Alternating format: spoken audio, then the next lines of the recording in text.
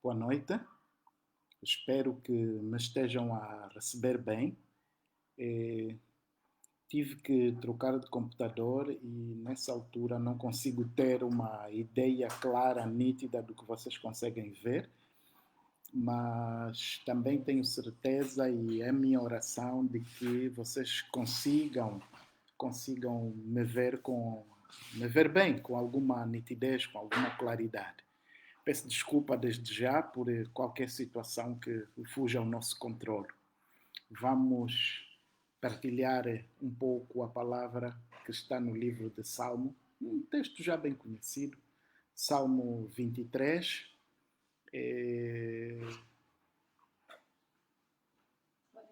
versículo 1. Obrigado, boa noite, bem-vinda, Sil. Salmo 23, versículo 1. Vai ser a base do nosso texto, da nossa meditação nos próximos 10, 15 minutos.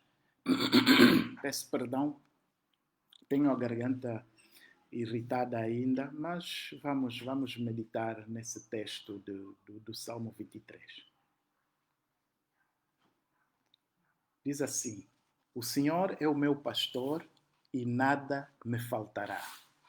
Eu vou repetir: O Senhor é o meu pastor e nada me faltará. Deus, obrigado porque Tu és um Deus que cuida de nós. Tu és um Deus que se preocupa conosco. Tu és um Deus que se incomoda conosco. Tu és um Deus que valoriza cada um de nós. Te agradecemos por isso. No nome de Jesus. Esta é a nossa oração. Salmo 23, versículo 1. O Senhor é o meu pastor. É um texto muito conhecido, esse texto do Salmo, não é? Fala basicamente sobre o cuidado do pastor para com as suas ovelhas. Eu acho interessante, achei interessante, não é? A maneira como o salmista compara-se a uma ovelha e compara o Senhor que ele segue a um pastor. Não existem, talvez alguns de nós, infelizmente, não tenham ideia, imagem de como é ser pastor, do que é ser pastor, mas para alguns, ser pastor é mais do que simplesmente uma história, é contar uma história. O pastor é aquele que tem a responsabilidade, o cuidado, a obrigação de levar o gado para o pasto, de levar os animais que estão sob sua responsabilidade para o pasto.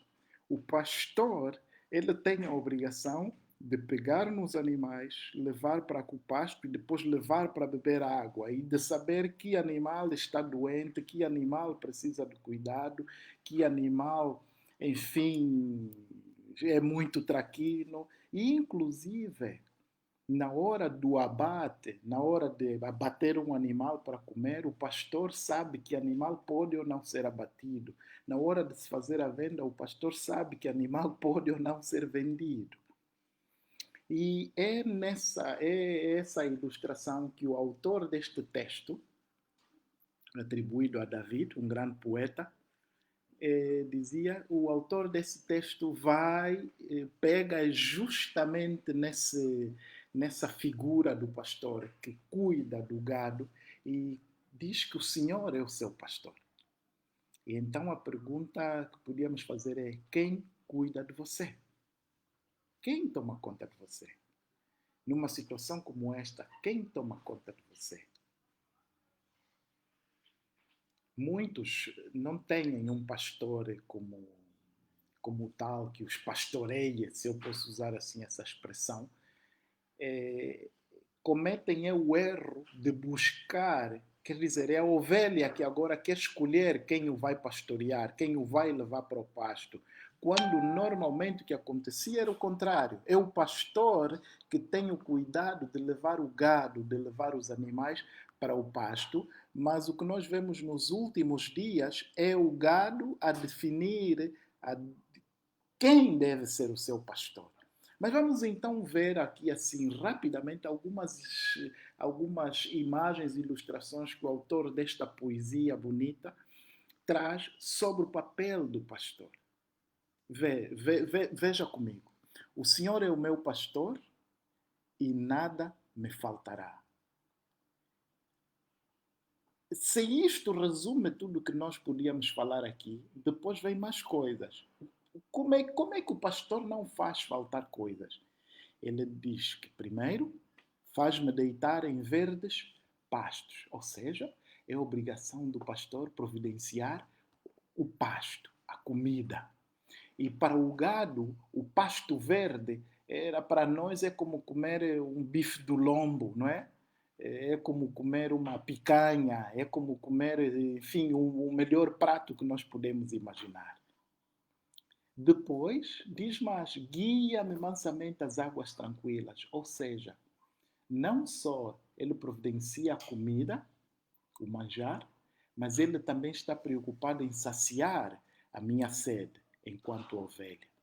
Aqui eu podia perguntar, você tem fome de quê? De que você tem fome? As pessoas têm fome. Hoje o mundo, a sociedade está cheia de fome. Tem fome de muita coisa. Tem fome. No caso do nosso país, a população tem fome não só de comida, mas tem fome de riqueza, tem fome de dinheiro. O que não falta é inveja. Disso também as pessoas não ficam fartas, né? Ninguém diz que não, já comi, tive bastante inveja, já é suficiente. Mas as pessoas têm sempre fome de alguma coisa. E essa alguma coisa, quem providencia? Onde é que você coloca os olhos quando tem fome desta alguma coisa? O versículo 3 é interessante ainda porque ele diz assim: refrigera a minha alma, guia-me pelas veredas da justiça por amor do seu nome. Eu vou fazer outra pergunta a seguir. Em que caminhos, em que veredas você anda? E quando você anda nessas veredas, nestes caminhos, quem é que guia os seus passos? Quem é que lhe guia? A vereda não é um caminho largo. A vereda não é uma avenida. Uma vereda é um caminho pequeno. Aqueles que de alguma maneira em algum tempo andaram na aldeia, a vereda é mais ou menos próxima àquilo que nós vivenciamos quando estamos na aldeia, em que não é possível ter 3 ou 4 pessoas andarem lado a lado. Então um vai à frente e o outro vai atrás. Nas veredas nós andamos assim. E está a ovelha a dizer: olha, o meu pastor guia-me mansamente pelas veredas, perdão, guia-me pelas veredas da justiça, por amor do seu nome. Também refrigera a minha alma. Quantas almas precisam de refrigério? Aliás, do que é que você precisa? Vamos fazer muitas perguntas, provavelmente. Do que é que você precisa? E quando você precisa, onde é que você encontra a solução? Refrigera a minha alma. Quem traz refrigério à sua alma? Muitos de nós andam desesperados. Outros de nós vivem desesperados. Andar desesperado, para mim, é como quem diz: pá, tenho um momento de aflição e nesse momento estou com o coração aos pulos. Mas existem aqueles que vivem desesperados. Não conseguem parar um pouco. A vida deles é sempre uma pressa. Eles estão sempre atrasados para tudo. Eles até quando acordam estão atrasados. Quando vão tomar banho estão atrasados. Quando se preparam estão atrasados. Quando saem estão atrasados. Ou seja, é uma vida de pressão, de stress, de... Enfim, eles estão atrasados. Alguns estão atrasados até para a reforma. Guardam tudo que é bom para quando se reformarem. Não, quando eu for reformado, eu vou gozar isso. Eu vou começar a ver o pôr do sol. Quando eu me reformar, eu vou passear. Quando eu me reformar, eu vou relaxar. Quando eu me reformar, eu vou descontrair. Eu não sei quem disse a eles que eles vão chegar à reforma.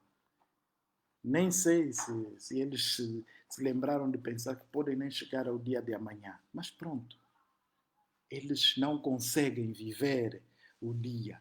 Só que esse pastor esse pastor que o poeta o poeta autor deste salmo fala, é aquele que não só traz refrigério à alma, como também guia pelas veredas da justiça por causa do seu nome. E veja, nenhuma ovelha, nenhum boi, nenhuma vaca, nenhum animal que é levado ao pasto desconfia do seu pastor.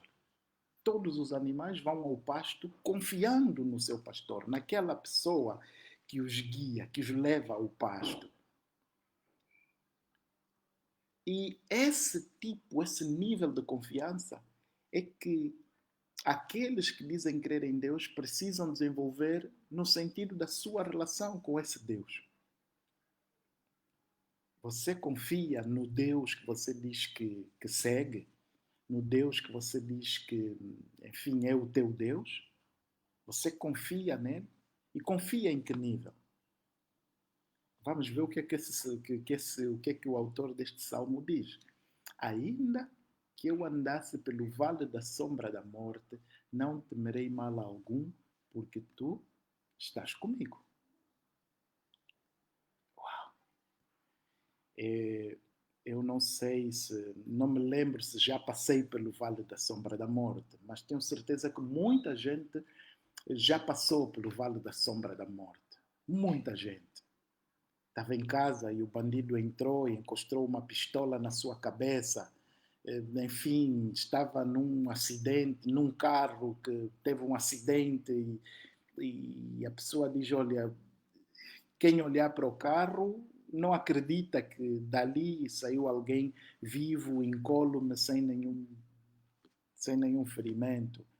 Enfim, podia narrar outras várias situações, outros vários momentos em que as pessoas passam pelo vale da sombra da morte. Mas diz este salmista que por causa do pastor dele, ainda que ele ande pelo vale da sombra da morte, não teme mal algum, porque o seu pastor, né? Ele diz, porque tu estás comigo, tu, meu pastor, estás comigo. Ah, só que ele não para por aí. Ele também diz, a tua vara e o teu cajado me consolam. O pastor tem uma vara que ele usa para bater no boi, no gado. Essa vara ele usa para bater no gado. Ele também usa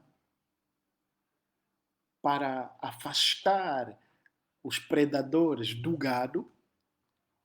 Então é uma ferramenta que ele tem de proteção para o gado e de disciplina para o gado. Eu sou pai e às vezes nós precisamos ter aquelas conversas especiais com os nossos filhos, aquelas que nossos pais também tiveram conosco. E muitas vezes, para termos essas conversas especiais, nós precisamos de colocar aí ao lado a vara. E digo-vos honestamente que não há nenhum prazer em punir, bater, castigar um filho. Só que a sociedade cobra de nós, ou vai cobrar de nós, se não soubermos fazer o nosso papel, que é o de disciplinar os nossos filhos. E se eles não forem disciplinados por nós, vai ser necessário então que o Estado tenha uma polícia para poder disciplinar os nossos filhos quando eles forem adultos. Uma parte das pessoas que estão na prisão é porque os seus pais, primeiramente, falharam na sua educação. Falharam no momento em que deviam disciplinar estes homens e mulheres. Os pais não fizeram este papel. E depois é porque aquelas pessoas do convívio destes que hoje estão presos também não fizeram parte do seu papel. Há um texto da Bíblia, no livro de Coríntios, que Paulo diz, não vos enganeis, as más companhias corrompem os bons costumes.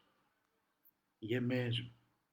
E esse processo de interação, esse processo de aprendizagem de educação tem que necessariamente nos levar a compreender esse aspecto importante, que muitas vezes o nosso pastor, ele vai usar a vara e o cajado para nos consolar. É um eufemismo, é uma maneira interessante de dizer que, olha, o pastor vai usar o cacete, a vara para me bater, mas a intenção não é me punir de forma gratuita, mas me disciplinar.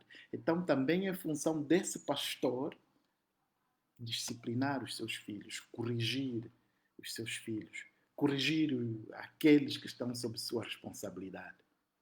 Outra vez pergunto, quando você tem problemas, tem dificuldades, quem te corrige? Depois vem a melhor parte.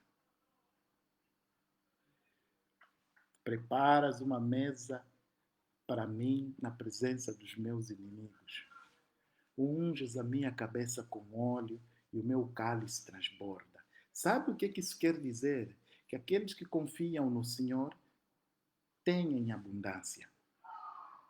E aqui abundância, não quero que vocês pensem nesta abundância, pensem em abundância aqui na perspectiva do que eu ouço muitos pregadores, e não só, a falarem que Deus vai dar tudo o que você quer. É mentira.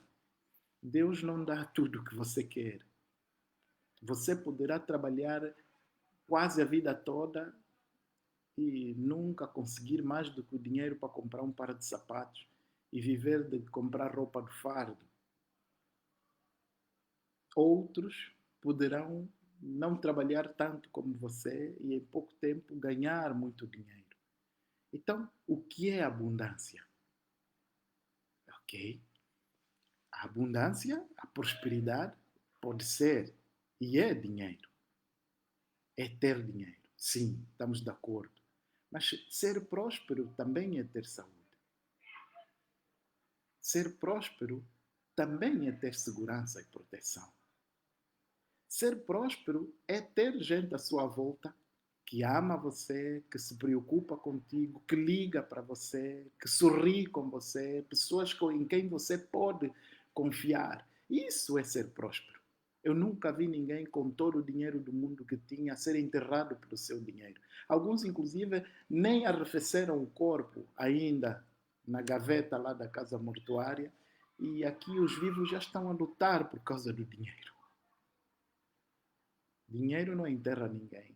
Os Mercedes, os carros, os bens materiais, e eu não tenho nada contra isso. Eu até também ando atrás de bens materiais.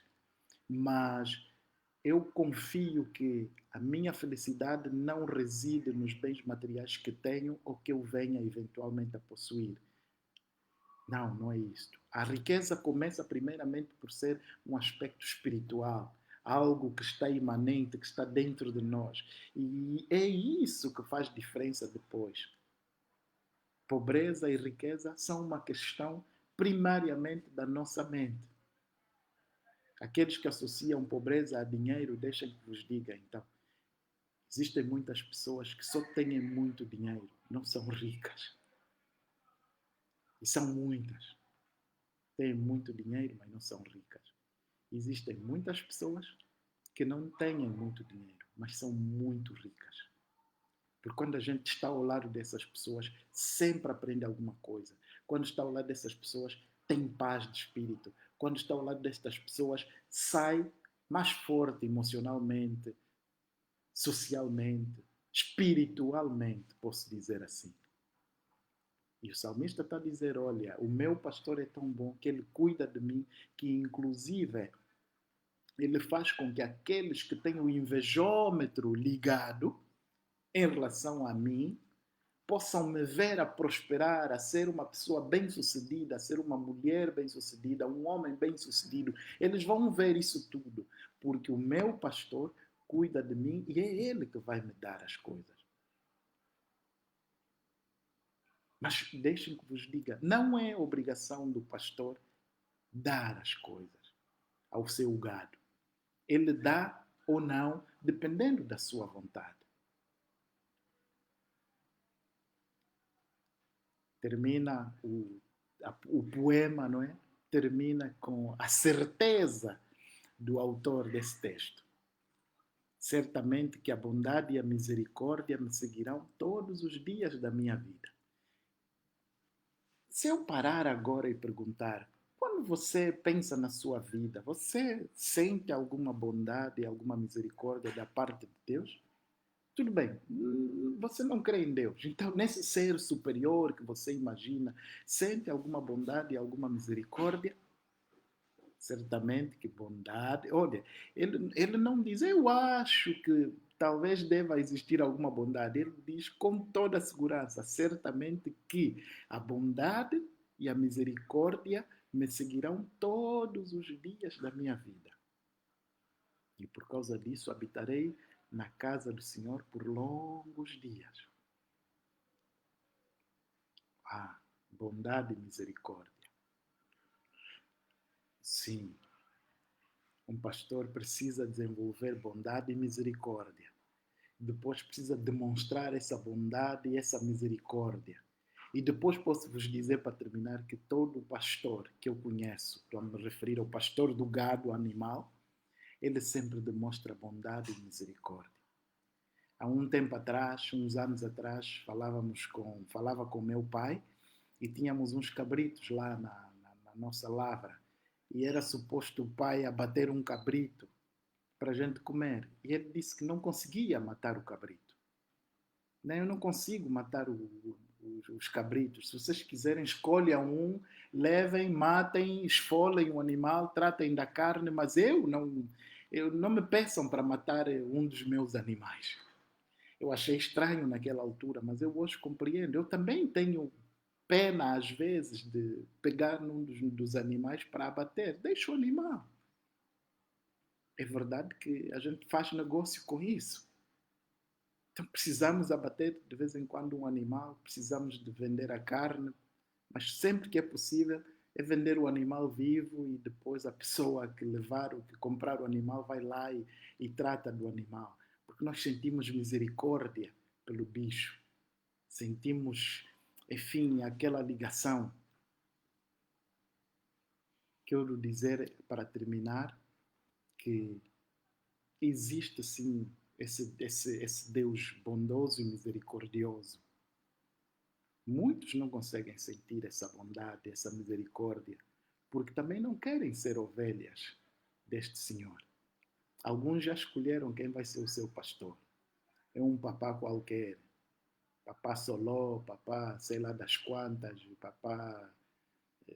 Enfim, um papá que está aí e pronto. Então, quando tem problema, recorre a esse papá. Quando tem alguma dificuldade, recorre a esse papá. Quando alguma coisa não vai bem, recorre a esse papá. Mas existe um papá que está acima de todos os papás. E o salmista, o escritor deste salmo, conhecia este papá. Por isso é que ele começa por dizer: o Senhor é o meu pastor. É aquele que me guia. É aquele que me leva para os caminhos de prosperidade. É aquele que faz com que as pessoas que têm inveja de mim não sejam bem-sucedidas quando me quiserem prejudicar. É aquele que sabe que quando passar por alguma situação de dificuldade, ainda assim não foi abandonado por Deus. Você tem certeza disso? Qual é a sua reação quando você está num momento de aflição, num momento de dificuldade? Este momento de confinamento tem sido um momento de dificuldade para muita gente. Não sei como é que tem sido para si, mas é exatamente este o momento para dizer, como disse David: o Senhor é o meu pastor e nada me faltará. O Senhor é o meu pastor e nada me faltará. Ah, mas Isaías, eu não tenho dinheiro agora. Não faz mal. Você não vai morrer por causa disso. A não ser que o Senhor queira que você morra. Então há ali, no fundo, uma vontade, um ensinamento que ele traz. Ah, mas Isaías, eu passei fome hoje. Não faz mal. Mas o Senhor é o seu pastor e ele está no controle de tudo. Eu vou terminar desejando que todos possamos passar por essa experiência e perceber o cuidado real e verdadeiro que o Senhor tem para com cada um de nós. Continue a meditar nesse texto. Nesse, e não só nesse, mas noutros também.